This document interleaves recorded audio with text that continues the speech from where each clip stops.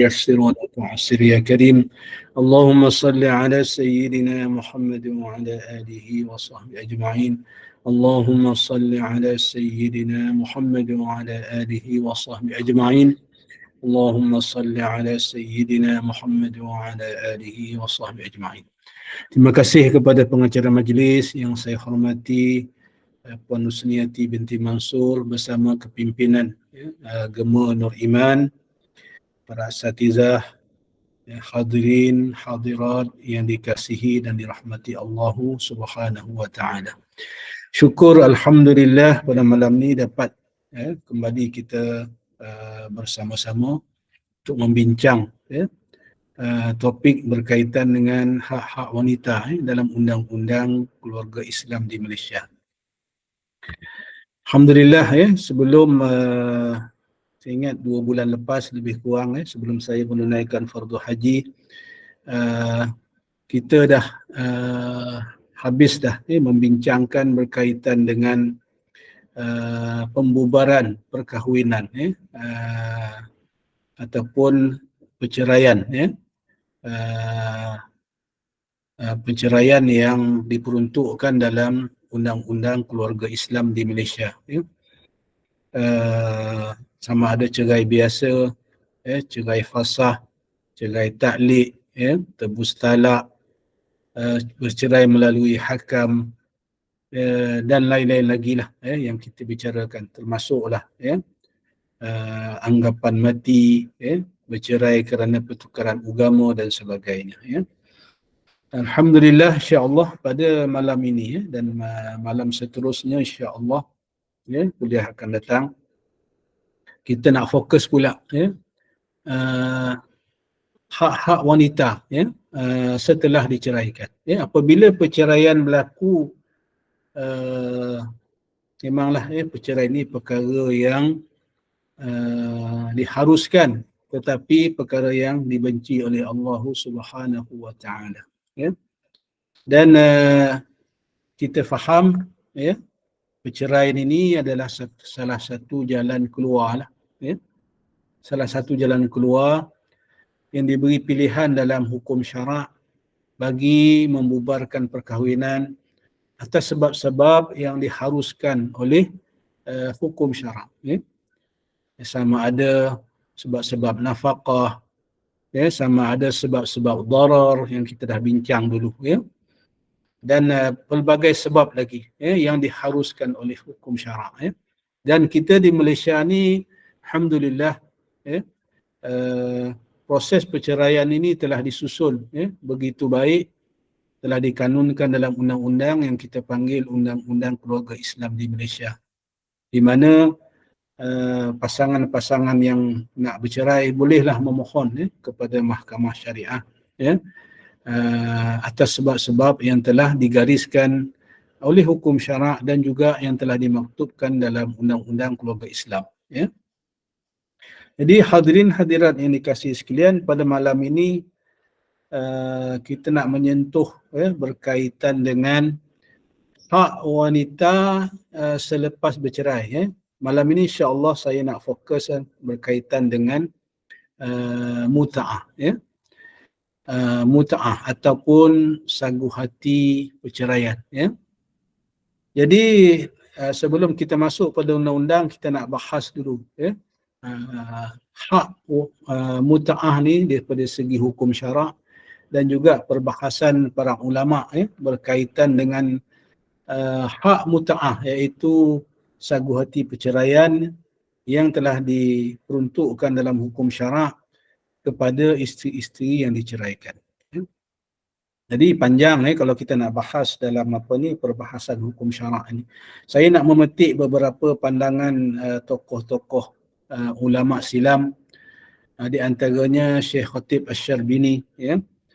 Syekh Khatib Asy-Syarbini ini salah seorang ulama Ahlussunnah wal Jamaah yang bermazhab Syafi'i, yang mengarang kitab yang sangat penting, iaitu kitab Mughnil Muhtaj.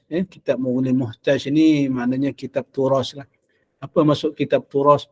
Kitab yang muktabar, yang dikarang oleh para ulama silam, yang pada hari ini menjadi rujukan para hakim, para pengamal undang-undang, para qadi, para mufti, satu kitab yang besar, ada 4 jilid, ada yang terjemahan baru dibuat dalam 5 jilid, dalam bahasa Arab.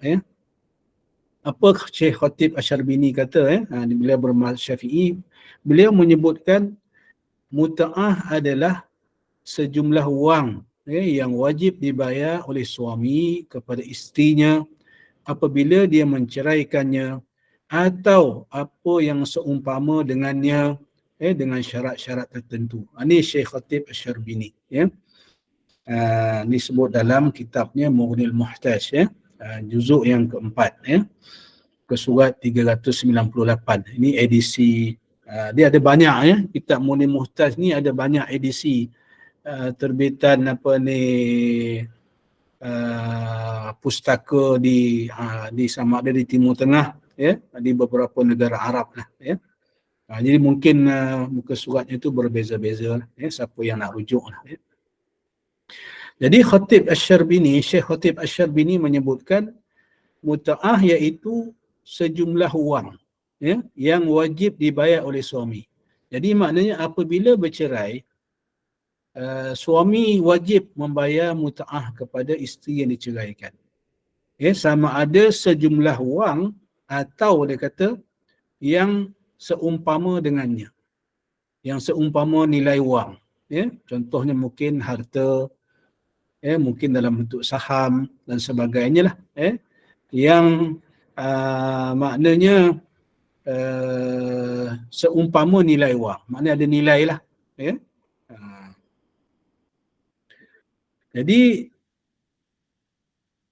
muta'ah ini dalam definisi yang diberikan oleh Syekh Khatib Asyarbini tadi ni, muta'ah ditakrifkan sebagai wang yang suami harus ataupun wajib bayar kepada isterinya jika dia menceraikannya secara talak. Maknanya apa? Talak ni maknanya cerai biasa lah, atau yang seumpamanya dengannya, seperti fasah. Ini cerai fasah maknanya jika isteri menuntut fasah daripada suami disebabkan oleh pihak suami. Contohnya suami tak beri nafkah ataupun suami melakukan darar, menyakiti ataupun lazim menyakiti isteri sama ada deraan fizikal ataupun deraan mental, pukul dan sebagainya. Ataupun disebabkan oleh suami di penjara, kita dah baca bab fasah dulu banyak, ataupun disebabkan isteri menuntut fasah akibat suami mati pucuk contohnya, dan lain-lain sebab, maknanya kelemahan di pihak suami. Jadi maknanya apabila bercerai biasa, bercerai secara talak ataupun bercerai secara fasah, bercerai secara fasah disebabkan sebab itu adalah di pihak suami. Jadi kalau sebab tu di pihak isteri, isteri tak ada apa. Kalau fasah suami yang menuntut fasah pula disebabkan kelemahan di pihak isteri, maka isteri tidak berhak mendapat muta'ah. Ini jadi dalam undang-undang nanti kita akan lihat bahawa maknanya isteri ini berhak mendapat muta'ah jika diceraikan tanpa apa-apa sebab yang patut, di pihak isteri lah. Maknanya bukan isteri punya pasal bercerai ni, suami yang punya pasal.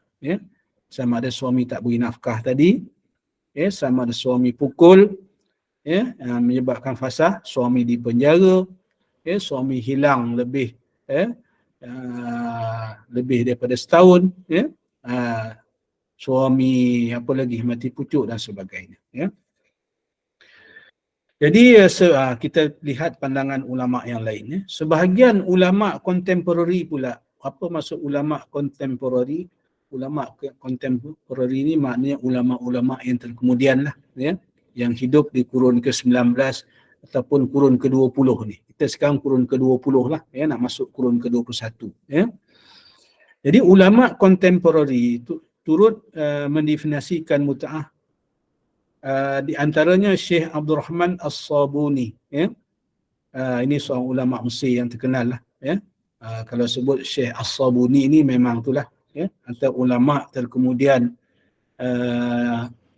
yang apa ni, beliau hidup sekitar 1900, ya. Awal 1900, ya. Dalam bukunya ataupun kitabnya Al-Ahkam At-Talaq fi Al-Fiqh Al-Islami, ya, dalam kitab yang beliau tulis, di mana beliau menerangkan bahawa muta'ah adalah apa yang suami bayar kepada isteri yang bercerai sebagai pampasan untuk apa yang dialami akibat perceraian itu, tambahan kepada mas kahwin yang tidak dibayar atau nafkah semasa iddah. Ini Syekh As-Sabuni, ya. Jadi lebih detail lah, ya. Jadi Syekh As-Sabuni ini pula mentarifkan muta'ah ini seolah-olah sebagai satu pampasan lah, ya, kepada isteri yang diceraikan, ya. Kemudian ulama kontemporari yang lain, Dr. Ahmad Fathi Bahnasi mengatakan bahawa muta'ah adalah apa yang dinikmati oleh isteri dan diberikan sebagai pampasan disebabkan pemisahan antara dia dan suaminya, ya, dari pakaian yang biasa isteri pakai untuk keluar atau apa-apa yang diberi kepadanya dari wang atau apa-apa pampasan. Ini Dr. Ahmad Fathi Bahnasi, ya. Jadi bentuk muta'ah tadi sama ada bentuk pakaian ataupun bentuk wang ataupun apa-apa pampasan yang lain yang senilai dengannya, ya. Sebagai pampasan, ya, sebagai akibat daripada perceraian tersebut, ya. Maknanya perceraian tersebut bukan disebabkan oleh pihak isteri, ya, tetapi disebabkan oleh pihak suami, ya. Kemudian seorang lagi ulama yang terkenal, ya, Dr. Wahbah, Syekh Dr. Wahbah Az-Zuhaili, yang mengarang kitab Al-Ahkam Al-Usrah, ya, hukum-hukum keluarga, ya, hukum perkahwinan, ya.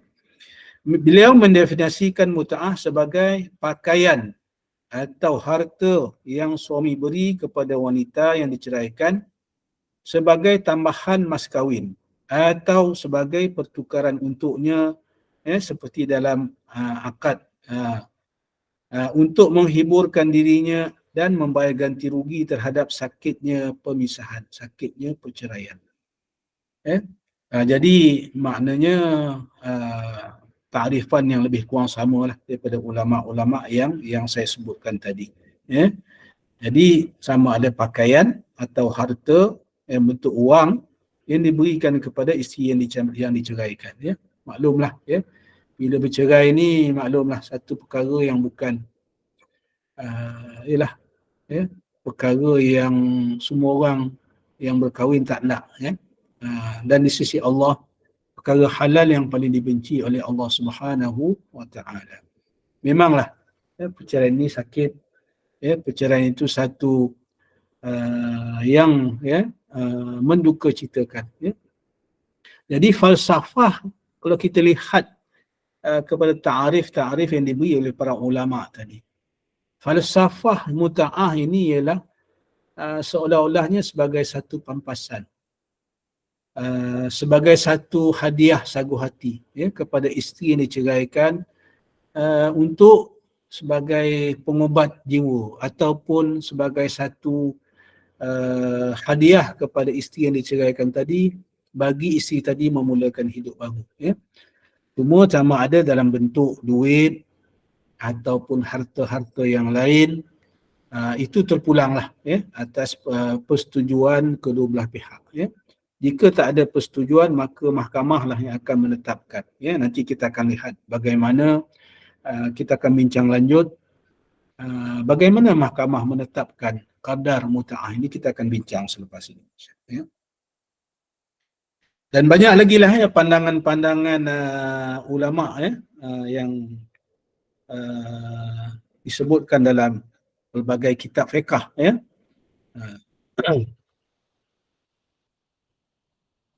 Jadi hukum pemberian mut'ah oleh suami menurut hukum syarak, apa hukum? Ya, hukum pemberian mut'ah oleh suami kepada isteri dapat dijelaskan melalui dua keadaan.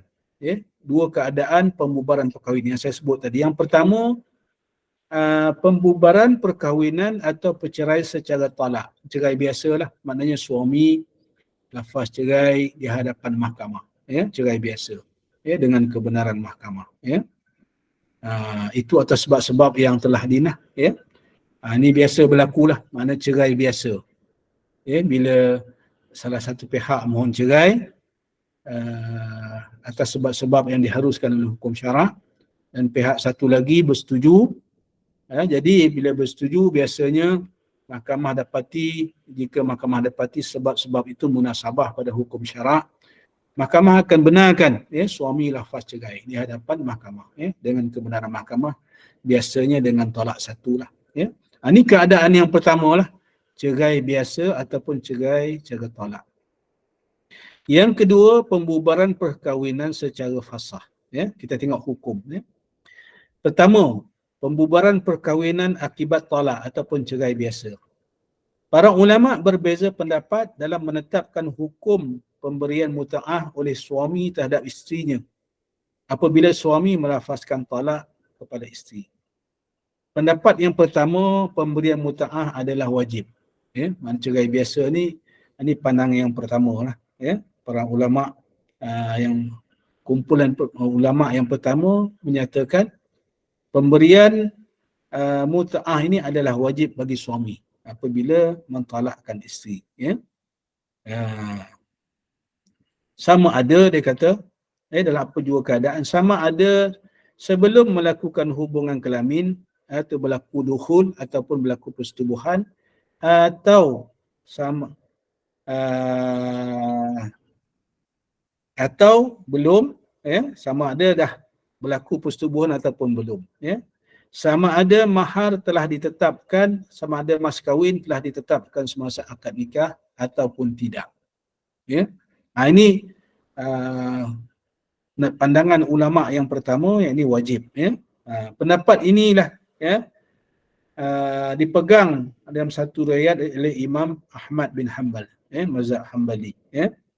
Dan dia juga merupakan pandangan mazhab Az-Zahiri, ya, Ibnu Hazm dan sebagainya lah, ya.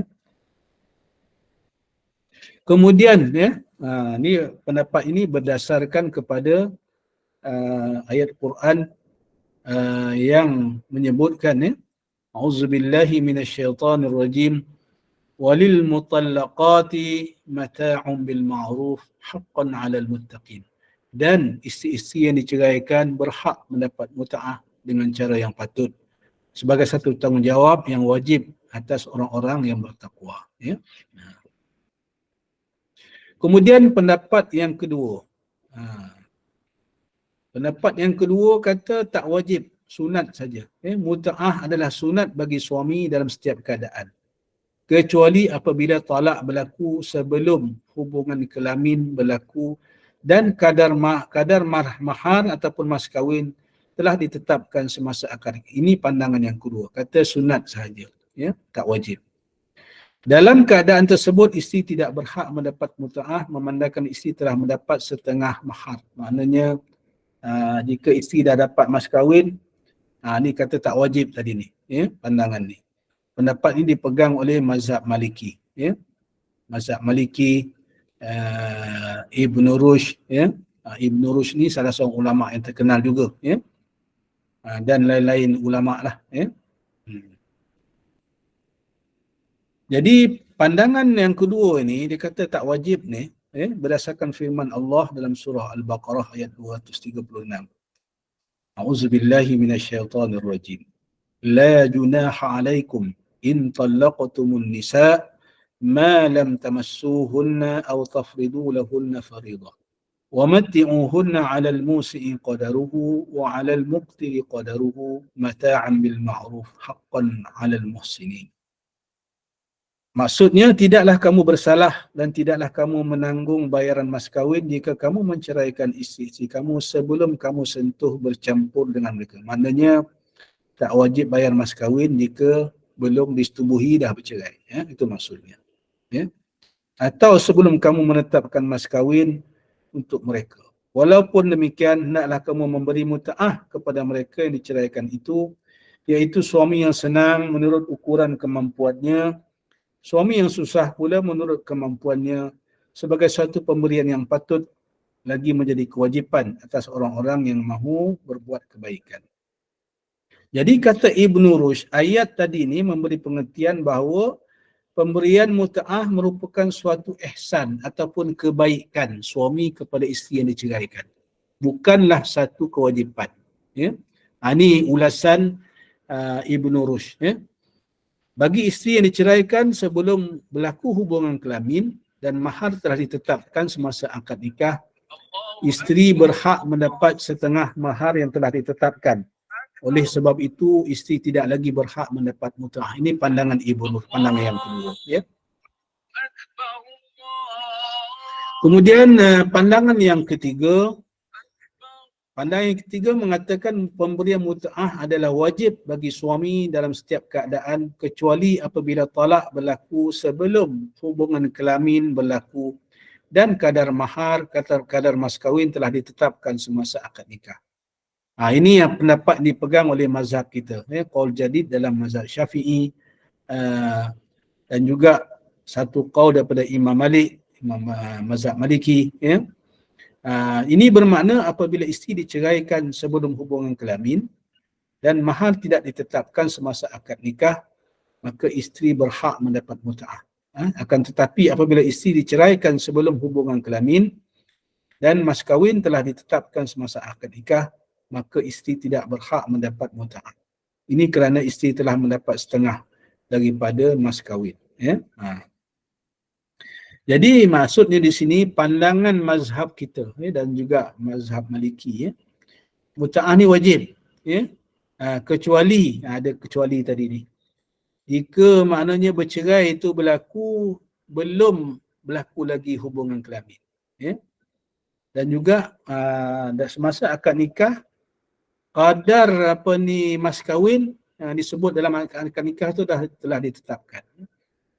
Contohnya mas kahwin ditetapkan sekarang ni berapa? Ada negeri yang RM80, ada negeri RM100 sekarang ni, kadar mas kahwin. Jadi belum berlaku persetubuhan, tetapi bercerai dan jumlah mas kahwin telah disebut di dalam akad nikah. Jadi bila berlaku cerai begini, isteri tak berhak mendapat mut'ah, sebab belum berlaku lagi persetubuhan, tak berhak dapat mut'ah.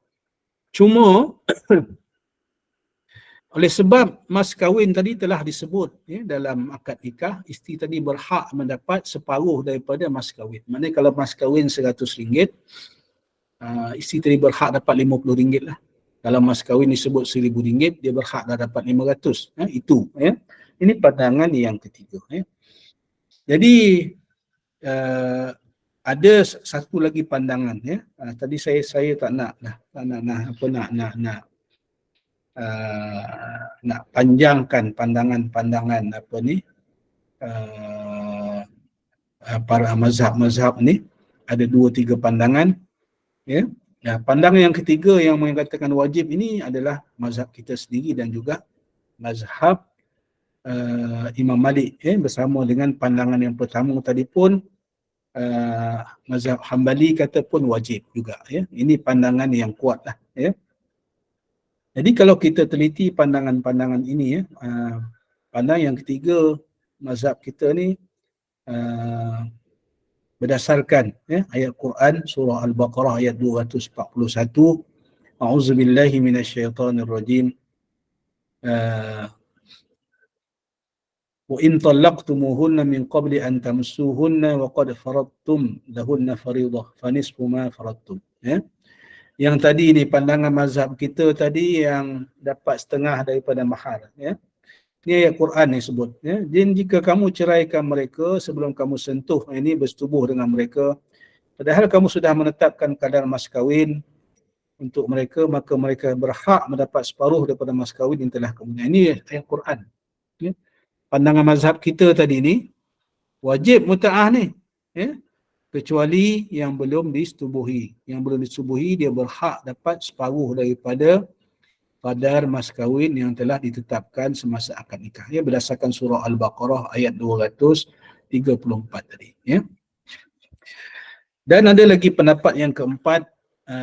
Pendapat yang keempat ni lebih kurang dengan pendapat yang kedua lah. Ini mazhab Hanafi yang menyebutkan bahawa muta'ah adalah sunat. Ya.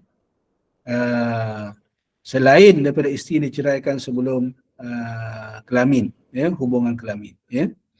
Dan mahar tidak ditetapkan semasa akad nikah. Sunat, ya, kalau ikut pendapat mazhab Hanafi. Ya. Jadi, dua pandangan mengatakan wajib, dua pandangan mengatakan sunat. Ya. Apa pendapat yang rajih? Ya, dia banyak panjang perbahasan pandangan-pandangan ulama ini panjang. Ya. Jadi kalau saya nak bahas mengambil masa yang panjang, saya kira daripada dua pandangan yang kata wajib, dua pandangan yang kata sunat tadi ni, kita lihat manakah pandangan yang rajih, yang terbaik, yang kita nak guna. Ya. Jadi berdasarkan pada kekuatan hujah yang diberikan dalam kitab ini, ya, saya merujuk satu kitab ni yang menukilkan tulisan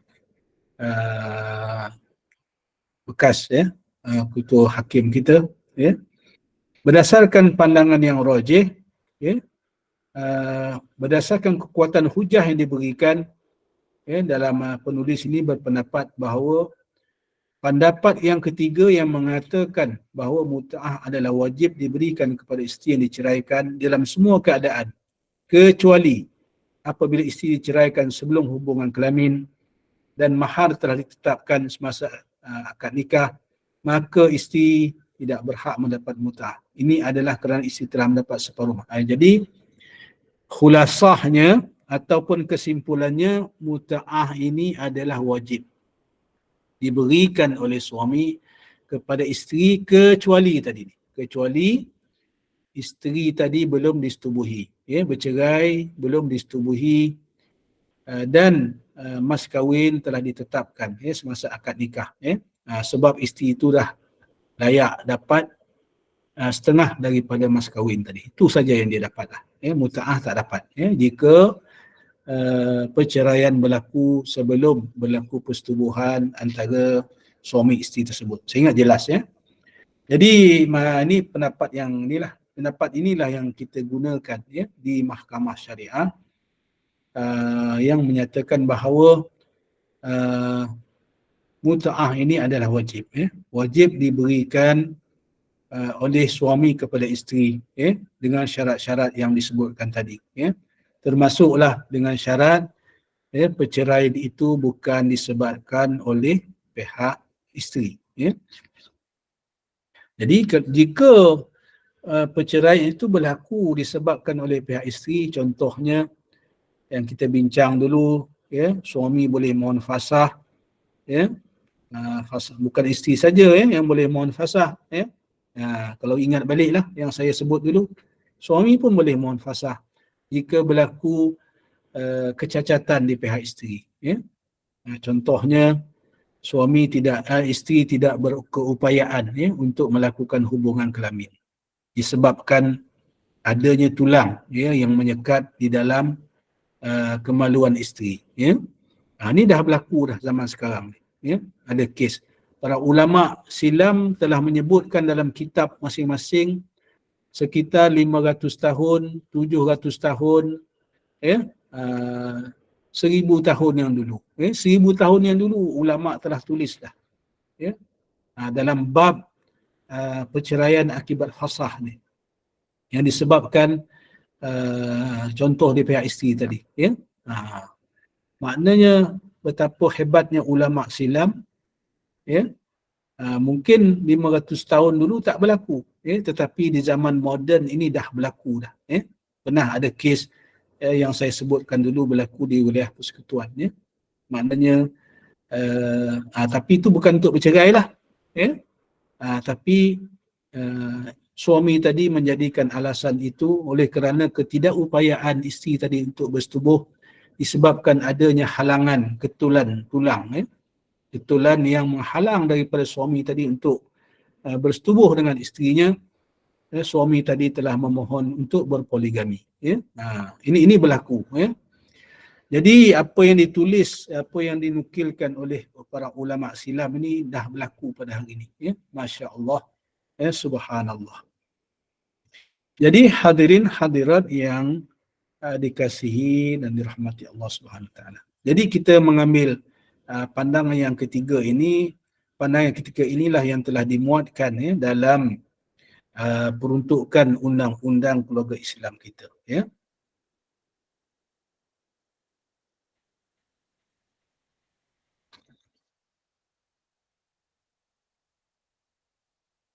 Jadi seterusnya kita masuk pula. Kita masuk kaedah penetapan kadar mut'ah. Berapa? Berapa sepatutnya yang jumlah mut'ah yang wajib diberikan oleh suami kepada isteri. Sebelum tu saya bacakan peruntukan undang-undang dalam seksyen 52 enactment undang-undang keluarga Islam yang ada sekarang ni dalam kebanyakan negeri-negeri hampir samalah yang berkaitan dengan mut'ah ini.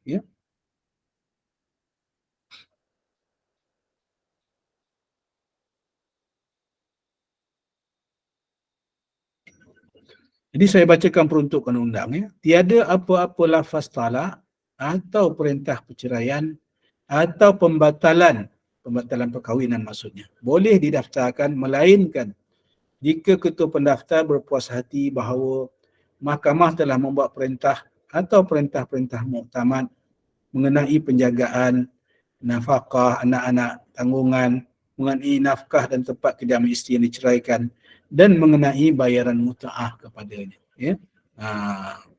Jadi ini peruntukan mut'ah yang telah diperuntukkan. Ini undang-undang yang diambil ni contoh di Terengganu, seksyen 52. Saya ingat lebih kurang saja di negeri-negeri yang lain. Jadi menyebutkan di sini bahawa maknanya mut'ah mesti direkodkan. Mesti ada perintah mahkamah berkaitan dengan mut'ah. Jadi berapa kadar kadar penetapan mut'ah ni. Jadi para ulama berbeza pendapat dalam cara atau kaedah penetapan kadar mut'ah yang isteri berhak untuk menuntut. Jadi isteri berhak, bila bercerai, isteri berhak menuntut mut'ah ni di mahkamah. Yang pertama, cara nak menentukan kadar mut'ah ini, yang pertama, kadar mut'ah ditentukan berdasarkan keadaan suami. Maknanya keadaan kemampuan suami lah. Income ataupun pendapatan suami ketika bercerai tersebut. Jadi pendapat yang pertama kata berdasarkan keadaan suami tanpa melihat kepada keadaan isteri. Tak kisahlah isteri itu miskin ke, kaya ke, tetapi ukuran pertama mengikut pendapat yang pertama ni ialah kedudukan keuangan suami ketika bercerai tersebut. Ini pandangan Imam Abu Hanifah. Ini pandangan yang pertama. Dan banyak lagi lah. Dan juga termasuk satu qaul daripada mazhab Maliki. Dan salah satu pandangan dalam mazhab Syafi'i. Dan juga satu riwayat dalam mazhab Hambali. Banyak ni maknanya hampir ada pandangan daripada setiap mazhab yang menyatakan tadi kadar mut'ah tadi. Mereka berhujah berdasarkan firman Allah Subhanahu wa taala dalam surah Al-Baqarah ayat 236. Auzubillahi minasyaitonirrajim. wa matti'uhunna 'alal musi'i qadaruhu wa 'alal muqtiri qadaruhu. Apa maksudnya? Hendaklah kamu, wahai suami, memberi muta'ah kepada mereka yang diceraikan itu. Iaitu suami yang senang hendaklah memberi sagu hati itu menurut ukuran kemampuannya, dan suami yang susah pula menurut ukuran kemampuannya. Jadi pertimbangan yang pertama, pertimbangan yang utama dalam pendapat yang pertama ni menyatakan bahawa untuk menentukan kadar muta'ah yang sesuai adalah merujuk kepada kemampuan suami tadi. Ya. Jadi ayat yang tadi ni, yang saya bacakan tadi ni, jelas menunjukkan suruhan memberi muta'ah berdasarkan kemampuan suami, sama ada suami itu senang ataupun susah. Ya. Jadi ikut kemampuan suami lah. Ya. Termasuk juga, jadi pendapat ini juga dikiaskan tentang pemberian nafkah. Nafkah pun sama juga. Ya. Dalam surah At-Talaq ayat 7, A'udzubillahi minasyaitonirrajim, liyunfik zu sa'atin min sa'atih wa man qudira 'alaihi rizquhu falyunfik mimma atahu Allah. Hendaklah orang yang mampu memberi nafkah menurut kemampuannya, dan siapa yang disempitkan rezekinya maka hendaklah ia memberi nafkah dari apa yang diberikan Allah kepadanya sekadar yang mampu. Allah tidak memberati seseorang melainkan sekadar kemampuan yang diberikan Allah kepadanya. Maksudnya di sini, hadirin dan sekalian, pendapat pertama tadi ni untuk kira kadar muta'ah tadi berdasarkan kemampuan suami tadi, para ulama yang mengambil pandangan ini, pendapat yang pertama ini, mengkiaskan juga tentang kewajipan memberi nafkah.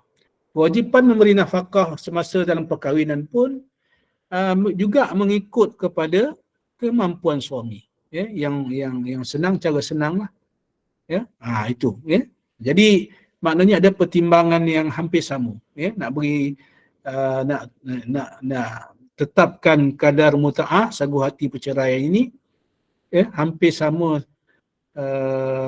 dalam nak tengok bagaimana kadar pemberian nafkah oleh suami dalam tempoh perkahwinan. Hampir sama, iaitu menurut kemampuan, keadaan ekonomi, keadaan pendapatan suami. Kemudian itu pandangan yang pertama. Pandangan yang kedua menyatakan kadar muta'ah ditentukan berdasarkan keadaan isteri sahaja tanpa melihat keadaan suami. Itu pendapat ini dipegang oleh satu qaul daripada mazhab Hanafi dan satu qaul dalam mazhab kita, mazhab Syafi'i juga. Jadi pendapat yang kedua ni terbalik pula. Tadi ikut kemampuan suami. Pendapat yang kedua ni kata nak tentukan kadar muta'ah ni kena tengok keadaan isteri semasa diceraikan. Apa maksudnya? Kena tengok keadaan isteri tadi ni semasa diceraikan. Jika isteri ni orang yang senang, asal keluarga orang senang-senang, dan keluarga bangsawan lah contohnya, maka kadar muta'ahnya tinggilah. Kalau isteri tadi orang biasa-biasa, maknanya kadar biasa-biasa lah. Maknanya kalau isteri tadi ni memang orang susah, orang yang ala kadar saja, maknanya begitulah penentuan kadar muta'ah.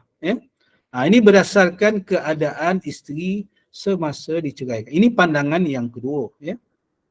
Mereka berhujah dengan pengertian muta'ah itu sendiri yang melibatkan pemberian pakaian kepada isteri, ataupun duit tadi.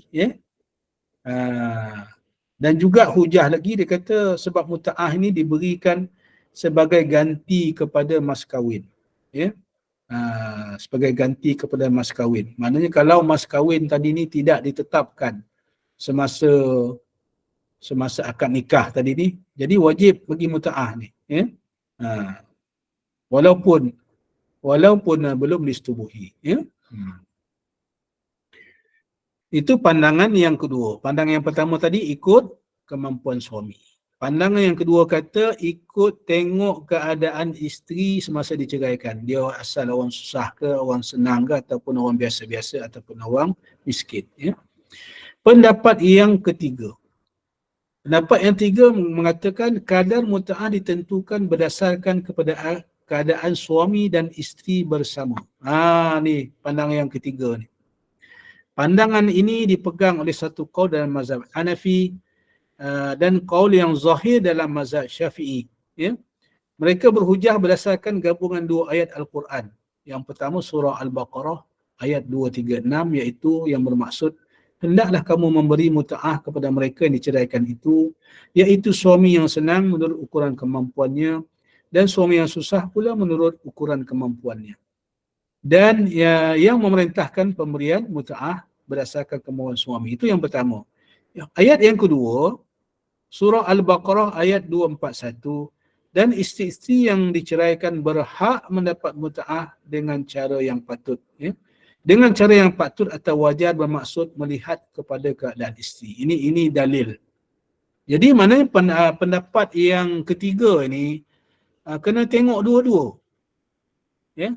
Nak tentukan kadar muta'ah ini, hakim ataupun mahkamah perlu melihat dua-dua faktor ni. Yang pertama kemampuan suami. Yang kedua tengok juga keadaan isteri semasa bercerai itu. Ya. Dia dikira muta'ah ni dia ambil kira keadaan waktu bercerai.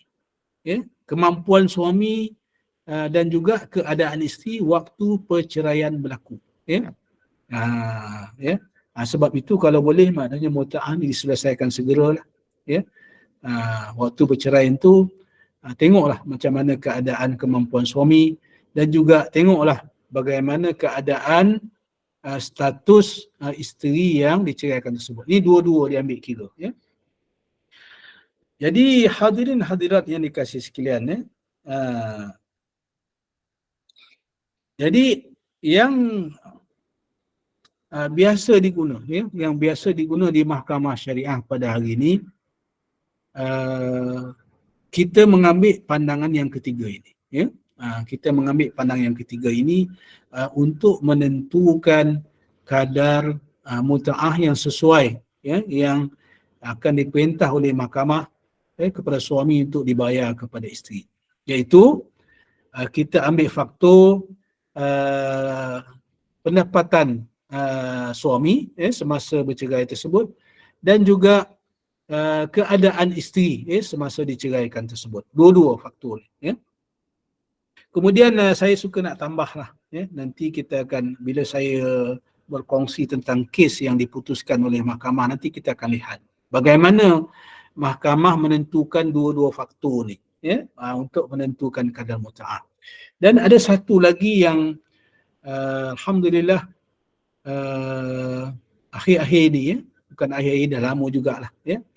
Mahkamah rayuan syariah di negeri-negeri menambah satu lagi faktor yang perlu diambil kira. Ya, satu lagi faktor yang perlu diambil kira oleh hakim untuk menentukan kadar muta'ah yang sesuai ini, iaitu tempoh berkahwin. Ya, tempoh berkahwin diambil kira, ya, diambil kira untuk menentukan kadar muta'ah. Maknanya kalau dah perkahwin itu lama, 20 tahun, 30 tahun, maka wajarlah, ya, dikira muta'ah itu lebih tinggi, ya. Penetapan muta'ah yang lebih tinggi berbanding dengan mungkin orang setahun dua dah bercerai contohnya, kan. Itu pandangan yang telah ditetapkan, ya, ataupun yang telah diputuskan oleh keputusan mahkamah rayuan, iaitu boleh dikatakan maknanya menjadi faktor yang ketiga lah, ya. Faktor yang ketiga yang perlu diambil kira lah oleh hakim sebelum menentukan kadar muta'ah yang sesuai. Ya. Jadi berapa kadar yang sesuai ni? Ya, kadar muta'ah. 9 lah. Ya. Saya nak tanyalah hadirin sekalian lah. Ya.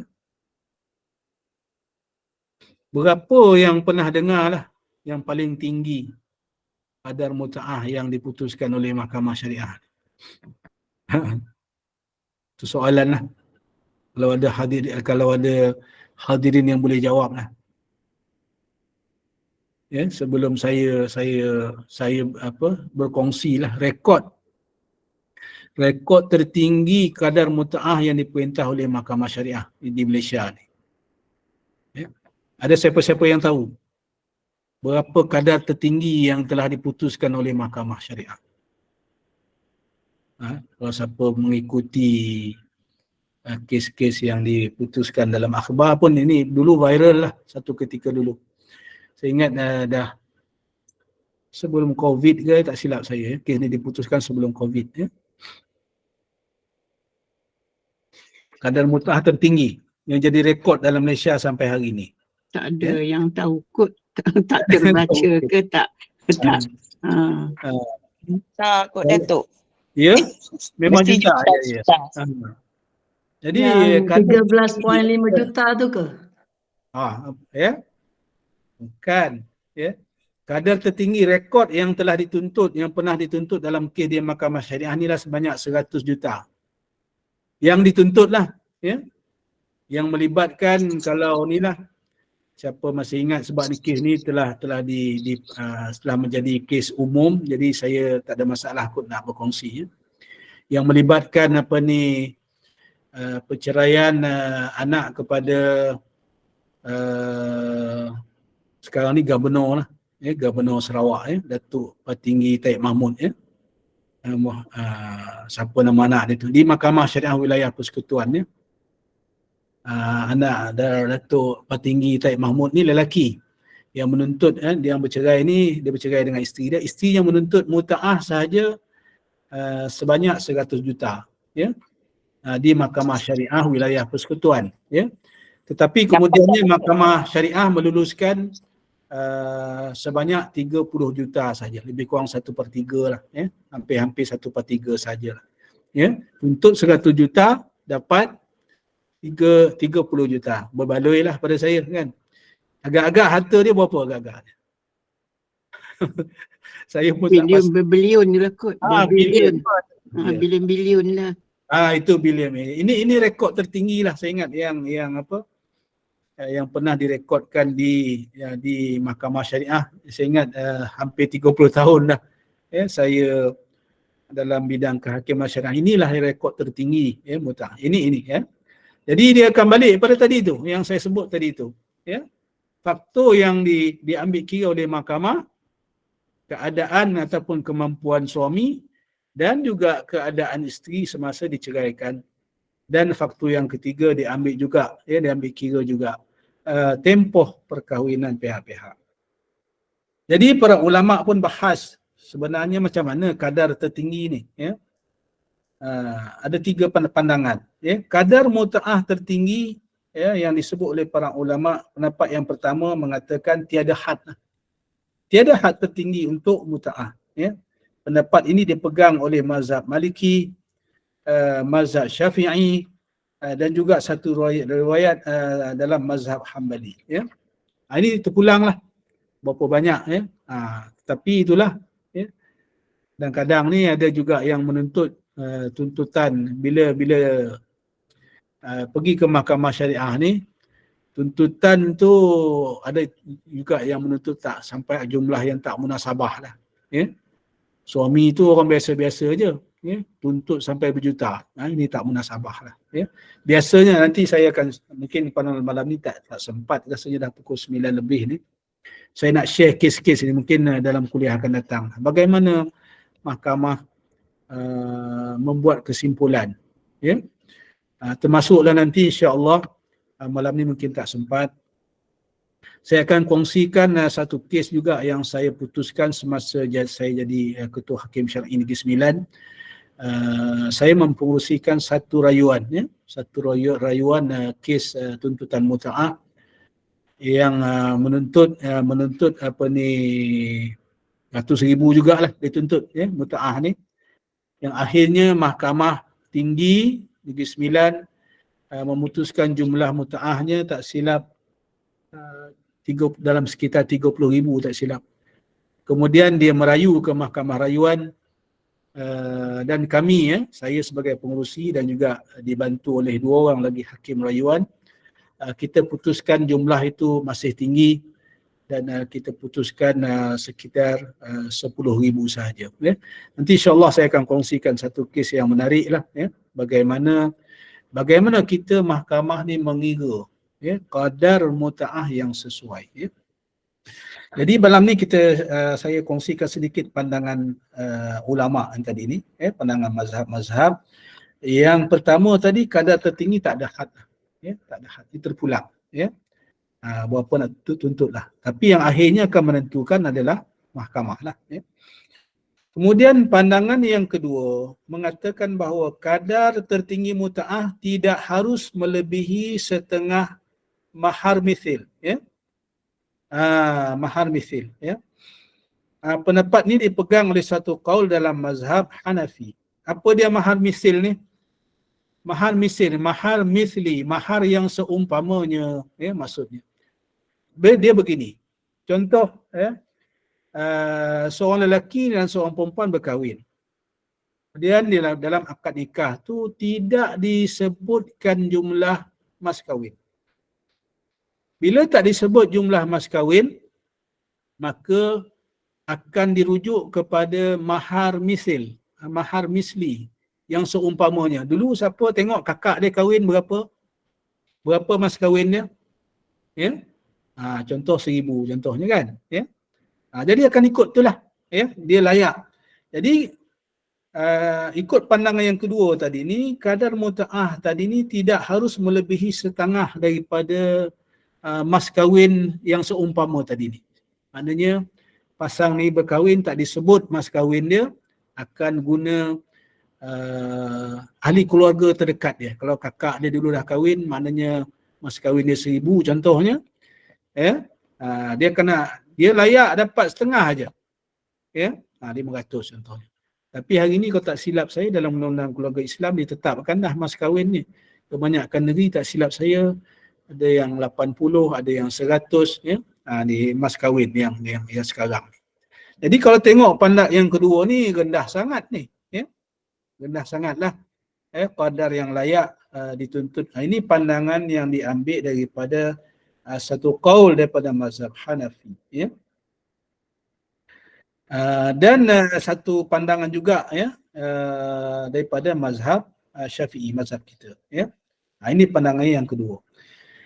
Pandangan yang ketiga mengatakan bahawa had tertinggi muta'ah tidak melebihi harga seorang hamba. Ini pendapat ini merupakan qaul qadim dalam mazhab Syafi'i, satu riwayat dalam mazhab Hambali, dan juga merupakan pendapat Ibnu Hazm Az-Zahiri, mazhab Zahiri. Ini pendapat yang ketiga. Jadi ada 3 pandangan. Mana pendapat yang rajih? Pendapat yang rajih berdasarkan hujah-hujah ni, Ustaz, saya tak bacakan tadi hujah sebab masa yang singkat. Pendapat yang rajih yang kita pakai pada hari ini iaitu pendapat yang pertama. Tak ada had tadi. Kita tak hadkan. Tuntutlah berapa nak tuntut. Ini yang berlaku di mahkamah syariah. Cuma masalah dia tadi, bila tak ada had nak tuntut ni, kadang-kadang jumlahnya tak munasabah lah. Tetapi akhirnya mahkamah lah yang akan menentukan jumlah yang sesuai. Jadi kita menggunakan pandangan yang pertama tadilah. Jadi hadirin hadirat sekalian, dah hampir 9 suku. Saya nak kongsikan sedikit lagi, iaitu pandangan-pandangan yang bagaimana hakim menggunakan pandangan mazhab untuk menentukan qadar muta'ah tadi, menetapkan.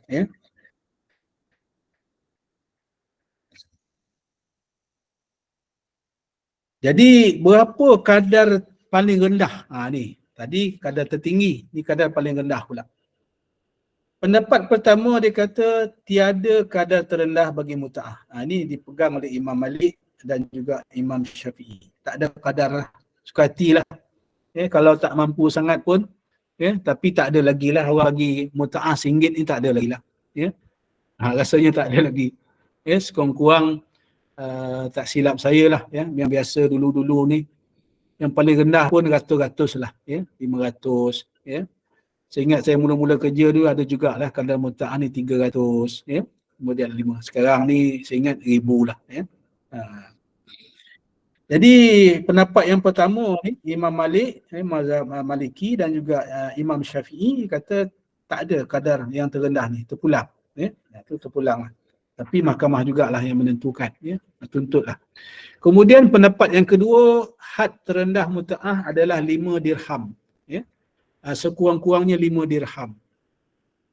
5 dirham, pendapat ni dipegang oleh mazhab Hanafi yang berhujah berdasarkan kias terhadap kadar mahar, ya. Jadi bagi mazhab Hanafi kadar terendah mahar adalah 10 dirham. Jadi yang sebut tadi dia berhak mendapat separuh tadi kan. Jadi 5 dirham lah, ya. Setengah daripada kadar mas kahwin tadi, ya, 5 dirham, ya. Jadi 5 dirham ni berapa? Nanti saya akan kongsikan, tak sempat malam ni kira-kira dia, ya. Kes yang saya putuskan dulu, dia 1 dinar sekarang ni kalau ikut mata wang yang sekarang ni, siapa yang pernah, yang biasa ada beli dinar emas tu, 1 dinar sekarang tak silap ada lebih kurang sekitar 1,200, 1,300 kalau 1 dinar lah, ya. 1 dirham saya tak pasti berapa jumlah dia, saya tak ingat. Tetapi saya ada dalam kes saya, kita ada buat pengiraan. Waktu saya putuskan kes rayuan muta'ah Negeri Sembilan 2 tahun lepas, ya, 2 tahun lepas. Dan kes ini dimasukkan dalam jurnal hukum, diterbitkan dalam jurnal hukum, ya. Jilid ke berapa saya tak ingat lah, ya. Tahun lepas rasanya diterbitkan dalam jurnal hukum tahun lepas. Kes yang saya pengusikan berkaitan dengan kes rayuan muta'ah, ya. Bagaimana kita membuat kiraan dirham ni, ya. Sebab ada satu lagi pandangan yang ketiga, ya. Pandangan yang ketiga ni mengatakan had terendah muta'ah adalah 30 dirham. 30 dirham, ya. Pendapat inilah yang dipegang oleh sebahagian ulama mazhab Syafi'i. Pendapat ini berdasarkan hujah kepada asar daripada Ibnu Umar, ya, hadis Ibnu Umar yang telah menetapkan bahawa kadar terendah muta'ah adalah 30 dirham. Inilah pendapat yang dinukilkan juga oleh Dr. Wahbah Az-Zuhaili dalam kitabnya Al-Fiqhul Islam wa Adillatuh, yang antaranya menjadi rujukan utama, ya, para hakim di mahkamah syariah hari ini. Ini dalam kes yang saya putuskan di Negeri Sembilan, ya, dan bersama hakim-hakim rayuan yang lain, kita bersidang 3 orang. Kita dapati hakim mahkamah tinggi yang membicarakan kes itu sebelum dirayu kepada kami menggunakan pendapat ini, ya, 30 dirham, ya. Ini antara pendapat yang biasa dirujuk oleh hakim, ya. Cuma kami, ya, hakim-hakim rayuan, ya, hakim-hakim rayuan mendapati kiraan yang approach ataupun cara kiraan yang dibuat oleh hakim itu tidak tepat, kerana dia menggunakan 30 dirham itu dengan kadar emas, ya. Walhal yang kita maklum, dirham ini, mata wang dirham ini adalah berdasar kiraan mata wang perak, bukan emas, ya. Dinar, ya, bila kita sebut dinar ni emas, bila sebut dirham ni perak, ini dah masyhur dah, di kalangan para ulama, ya. Ini pendapat yang ketiga. Ada lagi pendapat yang keempat, kadar terendah muta'ah dikata adalah sehelai baju, ya. Sebab pandangan ulama tadi ni ada yang menyebut, ya, muta'ah ni dibentuk sama ada wang atau baju atau harta-harta lain yang seumpamanya, ya. Jadi kadar had terendah kalau ikut pandangan yang keempat ni dikata sehelai baju, ya, perempuan yang boleh digunakan untuk mendirikan solat. Maknanya sepasang baju yang menutup aurat, ya. Ini pandangan Imam Malik yang dinyatakan oleh Ibnu Qudamah dalam kitabnya Al-Mughni, ya. Ni bukan kitab Mughni Syekh Khatib Syarbini tadi ni. Ada satu lagi kitab Mughni kitab Mughnil Muhtaj li Ibni Qudamah, ya, bukan seorang lagi ulama, ya, daripada di kalangan mazhab Maliki, ya. Ini pun juga kitab yang biasa dirujuk oleh para hakim, ya. Jadi pandangan yang rajih, ya, pandangan yang rajih tadi ni, ya. Jadi pandangan yang rajih kalau mengikut penulis kitab ini, ya, tiada sebarang nas dan dalil yang berjelas berhubung kadar tertinggi ataupun kadar terendah bagi muta'ah. Ya. Semuanya berdasarkan kepada ijtihad masing-masing. Jadi ini terpulang pada hakim lah maknanya. Nak menentukan kadar yang tinggi ke, kadar rendah ke, ini terpulang kepada hakim. Dia ambil kira faktor yang apa tadi? Yang 3 tadi. Kedudukan suami semasa bercerai, kedudukan isteri semasa bercerai, dan juga tempoh perkahwinan. 3 faktor lah sekarang yang biasa diguna oleh hakim untuk menetapkan kadar muta'ah yang sesuai, ya. Cuma saya sebutkan 30 dirham ini, saya ingat banyak juga kes-kes yang diputuskan oleh hakim, ya, oleh hakim syar'i berdasarkan sekurang-kurangnya 30 dirham tadi. Maka macam mana nak kira nanti insya-Allah dah 8.20 dah 9.20, ya. Dan masa pun dah melebihi masa yang sepatutnya, ya. Yang saya ingat saya berhenti di sini dulu. Boleh ke nak tanya soalan ke? Ni ada Boleh, soalan boleh. satu di chat. 5 minit insya-Allah. Ustaz nak sambung dulu sikit ke dulu ke? Saya nak berhenti saya buat soalan? Saya berhenti di sini dulu insya-Allah. Assalamualaikum yang akhir. Ya. Nanti Ya. kejap Munah, ya. Okey. Assalamualaikum warahmatullahi wabarakatuh. Assalamualaikum. Terima kasih di atas penerangan yang diberikan. Yang Ya, ya. memberi banyak, ya, kepahaman kepada kami kaum wanita. Pertanyaan saya mungkin yang tidak disebut, ya. Saya Ya. mencatat semua. Tentang di mana, ya, tuntutan tu nafkah tu dibuat, adakah di mahkamah rendah atau di mahkamah tinggi? Pertama. Kedua, adakah ia dibuat mengikut turutan, ya? Mesti muta'ah dulu, kemudian baru harta sepencarian. Dan bagaimana kalau ianya berlaku secara tidak ikut peraturan begitu? Okey. Ya, itu soalan dia. Terima kasih Puan Mami. Bagus soalan tu, ya. Soalan pertama tadi apa lupa saya. Dia di mana nak tuntut, di mahkamah rendah atau mahkamah tinggi? Dia begini, ya. Kadar tuntutan ini menentukan bidang kuasa, ya. Sekarang tuntutan yang nilai dia 100,000 dan ke bawah dituntut di mahkamah rendah. Jika nilai tuntutan melebihi 100,000 perlu dituntut di mahkamah tinggi syariah. Itu ya beza dia, ya.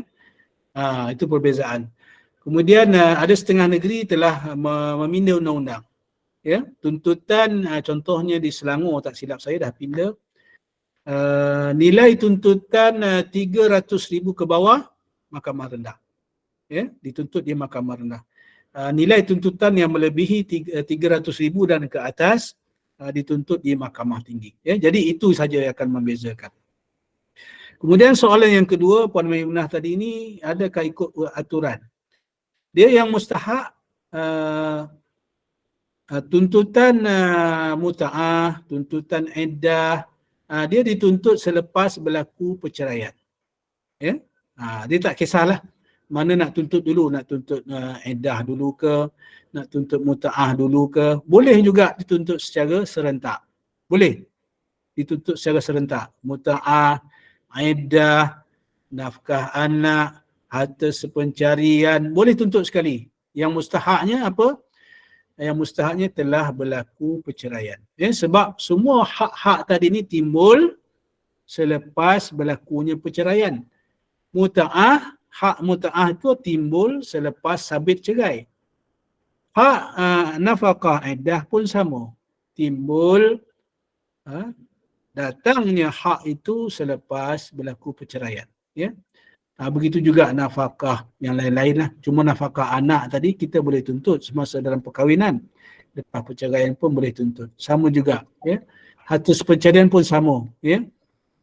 Tak semestinya dah bercerai baru nak tuntut. Ya. Jika suami mohon poligami pun boleh tuntut. Ya. Harta seperceraian. Ya. Saya harap dah menjawab soalan. Ya. Ni Okey. soalan di chat. Satu Ha. lagi ya, Oh, ada lagi. Arif. Last Ya. lah. Okey. Tentang tuntutan hutang ya. Kiranya Hutang. suami itu tidak bermampu semasa mula berkahwin disebabkan ia mungkin belajar atau Ya. selalunya belajar, jadi semuanya urusan rumah tangga ditanggung isteri ya, di mana Ya. beban rumah dan tinggal. Kemudian bebanan hutang juga meliputi mungkin semasa dia berkahwin itu dia ada Ya. membelikan kereta tetapi suami itu meletakkan nama dia. Ketiga, mungkin semasa ya ini kalau misalnya ya setelah berlakunya itu tuntutan harta pencarian kerana itu rasanya lebih relevan. Jadi kita tahu perempuan itu lebih mengetahui di mana kemampuan si suami ya, dia sudah bertambah bahagian. Jadinya jadikah itu termasuk dalam tuntutan rayuan harta mutaah? Ya. Terima kasih sekali. Advance soalan Puan Maimunah ni. Ya. Sebab disebut tadi hutang. Ya. Hutang-hutang dalam perkahwinan ni boleh dituntut. Ya, kita ada banyak juga kes lah berkaitan dengan hutang-hutang perkahwinan. Cuma lagi bila dalam keadaan suami tidak mampu, dalam perkahwinan. So itu saya ingat saya pernah sebut dulu apabila dalam tempoh perkahwinan suami tidak mampu memberi nafkah, boleh tuntut kepada waris dia. Ya. Begitu juga dengan nafkah anak. Ya. Bekas suami tak mampu nak beri nafkah anak, boleh tuntut kepada waris-waris di pihak suami. Ya. Bapa kepada suami, adik-beradik lelaki suami, ya, boleh tuntut orang-orang yang bertanggungan untuk memberikan nafkah dalam hukum syarak. Saya ingat saya bahas panjang juga dulu. Ya.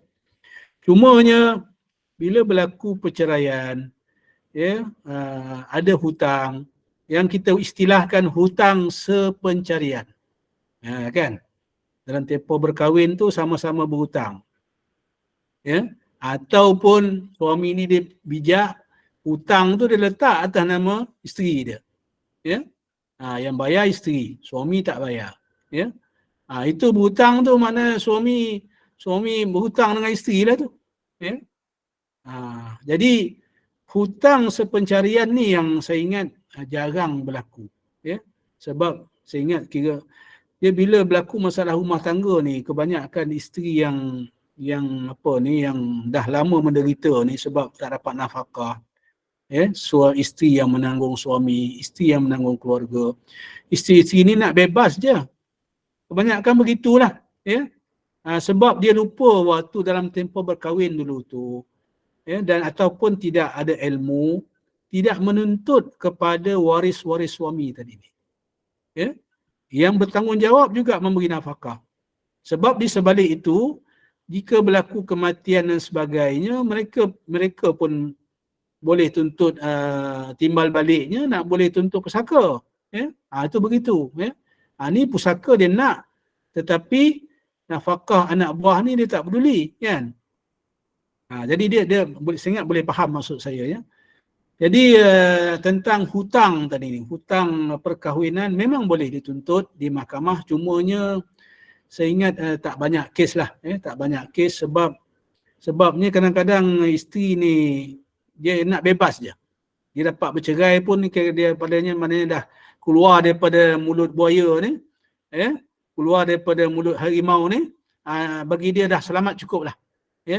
Walaupun maknanya selepas bercerai tadi dia masih lagi menanggung hutang perkahwinan. Itu yang berlaku sekarang. Ini pun akibat ni lah, akibat kejahilan undang-undang. Ya. menunggu terlalu lama, menderita terlalu lama, menanggung hutang terlalu lama, isteri suami pinjam alung dan sebagainya. Ini kalau keluarga kita kena bantulah. Sebab itu saya teruja nak berkongsi ni, nak berkongsi berkaitan dengan hak undang-undang, berkaitan dengan hak wanita dalam undang-undang keluarga Islam. Sebab banyak di sana ramailah wanita teraniaya yang menanggung hutang, alung kerja, alung ugut dan sebagainya, akibat bekas suami punya hutang, isteri yang diceraikan menanggung hutang. Wallahu alam. Saya ingat itu kot yang saya boleh komen lah. Wallahu alam. Ni soalan terakhir je daripada chat je. Ni soalan mungkin ringkas ni, mungkin Ustaz boleh jawab. Ya. Assalamualaikum Ustaz. Seseorang itu bercerai tak minta duit muta'ah boleh ke? Tu je soalannya. Muta'ah ni hak isteri saya sebut tadi kan. Kalau tak nak pun tak apa, tak ada masalah. Mana dia redha lah, tak ada masalah. Tak nak tuntut apa-apa, tak nak tuntut. Baguslah isteri macam tu kan. Pada saya eloklah tak nak pening-pening lah kot. Dia mungkin dia tak nak pening-pening, dia tak nak, malas nak tuntut, malas nak turun naik mahkamah kan. Ya Ustaz, Assalamualaikum. Kecuali suami tu kaya lah kot. Kalau tak kaya kan, susah je, turun naik tak dapat duit. Assalamualaikum Ustaz. Perkara tu berlaku dekat kawan saya lah. Dia tahu yang suami dia tu tidak bekerja dan dia minta cerai atas sebab suami tak bekerja. Jadi dia tak tuntut apa-apa pun. Yelah. Betul. Itu yang banyak berlaku sekarang ni sebenarnya. Pada isteri-isteri ni, dia sebab dia dah lama menderita, dia yang menanggung. Pada dia lepas dia mulut buaya tu pun dah okey dah. Itulah. Ini pada saya tadi itulah. Saya menasihatlah hadirat yang dalam grup kita ni, jika ada ahli keluarga kita, kawan-kawan kita yang masih dalam tempoh berkahwin, pergilah tuntut. Saman boleh je, saman bunyi dia macam kasar, menyaman ahli keluarga pihak suami ni, waris di pihak suami. Tetapi ini adalah hukum syarak dan undang-undang membenarkan. Boleh tuntut nafkah anak tadi ni daripada pak saudara dia, daripada datuk dia. Hukum syarak termaktub dalam undang-undang. Termaktub dalam undang-undang. Wallahu alam. Saya ingat kita jadi itulah kita berhenti dulu laksian kat Datuk. Ya Datuk, kita berhenti dulu kuliah kita. Alhamdulillah. Mudah-mudahan banyak ilmu yang kita dapat. Jadi sekali lagi pihak Gema Nur Iman bersama jemaah ucapkan terima kasih kepada yang berbahagia Al-Fadil Yang Amat Arif Datuk Abbas bin Nordin yang telah menyampaikan kuliah itu tentang perceraian, iaitu satu jalan keluar untuk perkahwinan. Dan malam ini kita khusus kepada muta'ah, iaitu hak wanita selepas bercerai, iaitu muta'ah saguh hati perceraian ikut hukum syarak, kemampuan suami, keadaan isteri dan tempoh perkahwinan. Jadi mungkin kita akan sambung lagi kuliah yang begitu menarik, tambahkan ilmu kita, mudah-mudahan memberi manfaat, jelas tambah ilmu terutama tentang hak wanita dalam perkahwinan, itu dalam undang-undang keluarga di Malaysia. InsyaAllah kita akan bersama dengan Yang Amat Arif di kuliah akan datang pada minggu hadapan. Jadi soalan-soalan seterusnya bolehlah kita tanya pada minggu depan. Terima kasih kepada tim Gema Nur Iman, terima kasih kepada para jemaah. Dan baca untuk kuliah esok, kita baca surah Al-Mulk dulu ke? Tak apalah kalau Ustaz pun dah lebih masa. Kalau Ustaz boleh je. Boleh insyaAllah. Jadi sebelum kita tutup, sebelum kita baca tasbih kafarah, sebelum tutup kuliah surah Al-As, marilah kita bersama-sama dengan Yang Amat Arif, Datuk Abbas bin Nordin untuk baca Al-Mulk. Jadi teruskan untuk buka mushaf untuk kita baca. Silakan. Auzubillahi minasyaitonir rajim. Bismillahirrahmanirrahim. Tabarakalladzi biyadihil mulku wa huwa ala kulli syai'in qadir. Alladzi khalaqal mauta wal hayata liyabluwakum ayyukum ahsanu amala wa huwal azizul ghafur.